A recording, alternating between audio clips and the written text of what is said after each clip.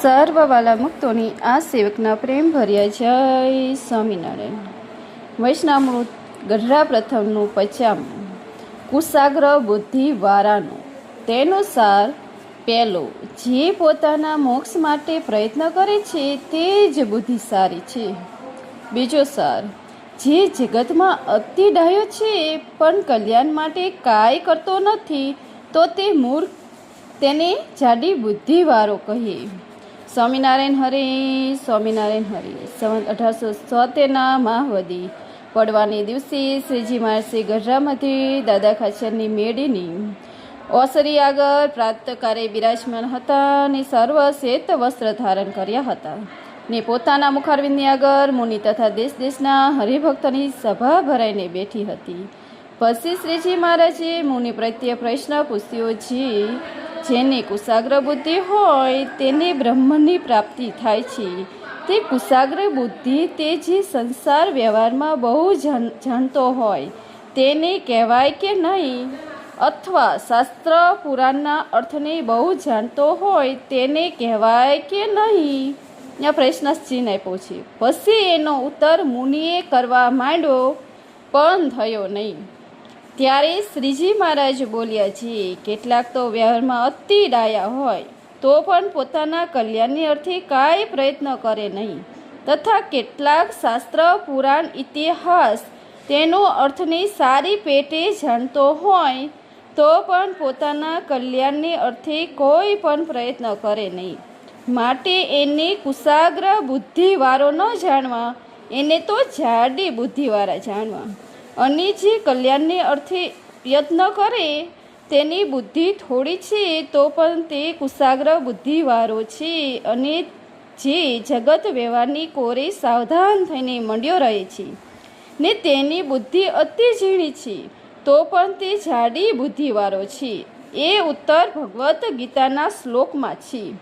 યા નિસ્સા સર્વભૂતાના ત્રસ્યા જાગૃતિ સંશયની અસ્યા જાગૃતિ ભૂતાની સા નિસ્સા પ્રસ્ય મુનિ. એ શ્લોકનો અર્થ એમ છે, જે ભગવાનનું ભજન કરું તેમાં તો સર્વ જગતના જીવની બુદ્ધિ રાત્રિની પેઠે અંધકારે યુક્ત વર્તે છે.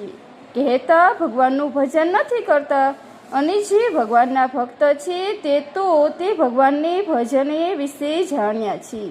કહેતા નિરંતર ભગવાનનું ભજન કરતા થકા વર્તે છે. અને સ્પર્શ રૂપ રસ ને ગંધ એ પંચ વિષય તેની વિશે જીવ માત્રની બુદ્ધિ જાગ્રત વર્તે છે. કહેતા વિષયને ભોગવવા થકા જ વર્તે છે. અને જે ભગવાનના ભક્ત છે તેની બુદ્ધિ તો તે વિષય ભોગની વિશે અંધકાર યુક્ત વર્તે છે. કહેતા તે વિષયને ભોગવતા નથી. માટે એવી રીતે જે પોતાના કલ્યાણને અર્થે સાવધાનપણે વર્તે છે તે જ કુશાગ્રી બુદ્ધિવાળો છે ને તે વિના તો સર્વ મુક્ત છે. ઇતિ વૈષ્ણામૃત ગઢડા પ્રથમનું 50 પૂરું થયું. તેમાં રહસ્યાર્થમાં શું આવ્યું?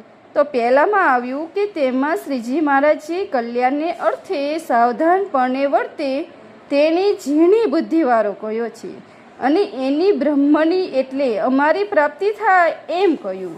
એ બાબત આવી. તો પહેલો પ્રશ્ન એ છે કે બુદ્ધિ અંધકારે યુક્ત વર્તે છે એમ કહ્યું, તે કેવી રીતે વર્તે તે અંધકારે યુક્ત કહેવાય? પ્રશ્ન આવ્યો તો તેનો ઉત્તર આપ્યો. શ્રીજી મહારાજને વિશે પ્રીતિવાળા ભક્ત જગતથી ઉદાસ હોય પણ જો તેને પાંથવંશ કરીને ગૃહસ્થાશ્રમમાં રહેવું પડ્યું હોય તો તેને ગૃહસ્થાશ્રમની રીતે પ્રમાણે વર્તવું જોઈએ. પણ ઉદાસ થકો વિષયને ભોગવે તે અંધકાર યુક્ત વર્તે એમ જાણવું. અને ત્યાગીઓ રહ્યો હોય તો પણ સારી પથારી, સારું ખાવાનું, સારું પાત્ર તે આદિક સારી વસ્તુને ગ્રહણ ન કરે અને જેવી તેવી વસ્તુને કરીને ગુજરાન કરે અને સર્વ ક્રિયામાં શ્રીજી મહારાજની સ્મૃતિ રાખે પણ ક્રિયાની સ્મૃતિ ન રાખે, એવી રીતે વર્તે તે વિષયને વિશે અંધકાર યુક્ત વર્તે એમ જાણવું એમ કહ્યું. જય Swaminarayan. Like, share or subscribe. Thank you. જય સ્વામિનારાયણ.